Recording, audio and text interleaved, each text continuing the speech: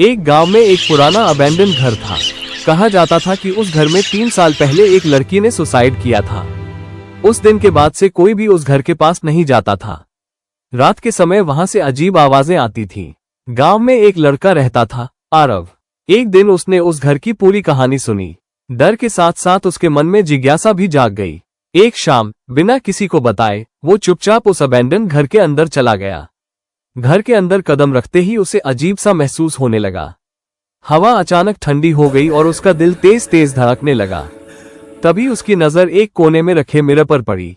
जैसे ही उसने मिरर में देखा, उसे अपनी रिफ्लेक्शन नहीं दिखी। उस रिफ्लेक्शन में उसने एक भूत को देखा। काली आंखें, बिखरे बाल और टूटा हुआ चेहरा। आरव का शरीर सुन्न पड़ गया। वो घबराकर भागते हुए घर से बाहर निकल आया और सीधे अपने घर पहुंचा। घर पहुंचते ही उसकी मां ने उसे रोकने की कोशिश की, लेकिन आरव बिना कुछ बोले सीढ़ियों से ऊपर चला गया। वो अपने कमरे में बैठ गया और सोचने लगा, आज मेरे साथ ये सब क्या हुआ।